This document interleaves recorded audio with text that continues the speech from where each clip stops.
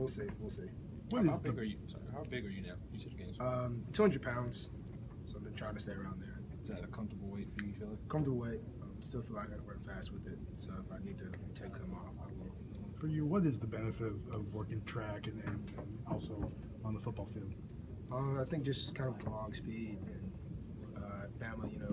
We like to go a lot of man-to-man, so we got to run a lot of go routes. It's pretty tough to run with guys like Calvin Ridley and Ardarius and all them. You're not that fast, so just keeping up that speed. I know all the guys have different talents, but who's some of the best blockers at wide receiver? All of them. Well, a lot of them. Just about everybody can block. Probably just strength-wise, probably Ardarius and Cam Sims. What is it about Ardarius? He just seems to like contact. He that's one of his things I think he likes to really take pride in, blocking. Like even on that Mississippi State one with Calvin last year, just the way he was running down the field, give that extra block to help with the touchdown. You face him all the time at practice. What makes Ridley so tough? Just speed, his ability to just stop from full speed to just going zero speed and just stopping and being able to catch the ball. What's it? Fans all seem to want to compare him to Cooper. Is there a comparison? I don't really see much of a comparison. I think every person's their own person. So Cooper's a great player. So is Calvin. How difficult is it going against that receiving core with all the kind of options they have all across the board? It's pretty tough, especially they go deep one play and they'll go deep in another play because they kind of switch out. But it only makes us better as a DB core. Who wins more, you guys or the receivers? That's a good one. I don't know. I think we have our days.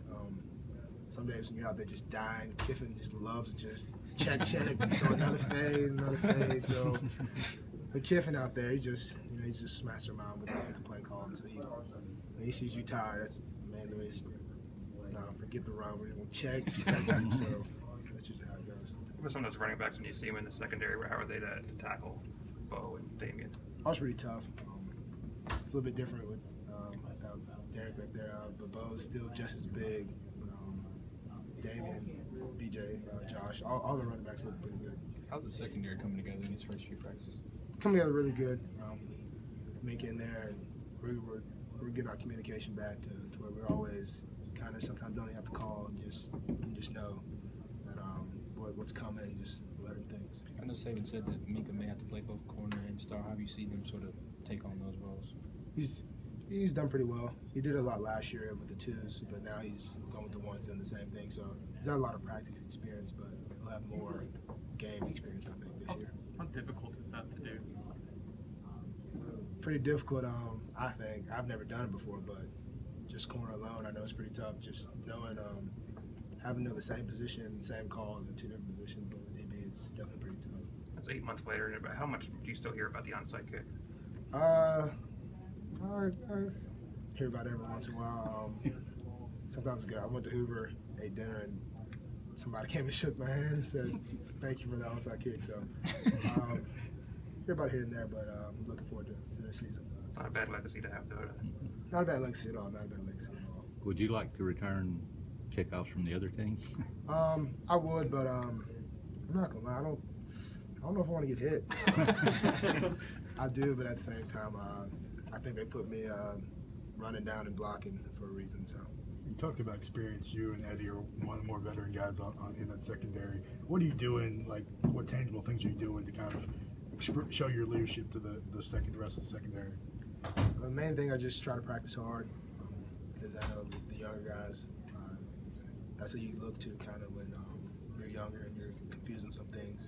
In meetings, sometimes you can just ask an older guy a question and things like that when you don't exactly understand what Saban means. It's a typical freshman thing, not really exactly understanding. So just trying to do things right that Saban teaches, so show a good example. Is it hard to understand in those meetings? Coming younger, just especially camp, things start getting mixed together.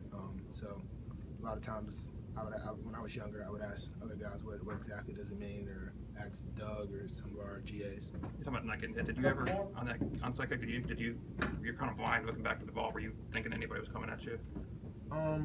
No, never really thought about it. It's coming at me. How have these first 2 years been for you? You go from redshirting to starting out every game last year. How have these first 2 years been? It's been definitely an experience. the season goes by a lot faster when you're playing, but I definitely think that redshirt year helped me a lot. When I look back on it, I didn't know a lot of things that I know now, so I definitely think it was a positive thing to redshirt.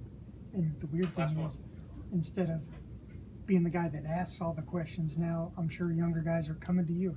Is that kind of weird that you're the answer man now instead of?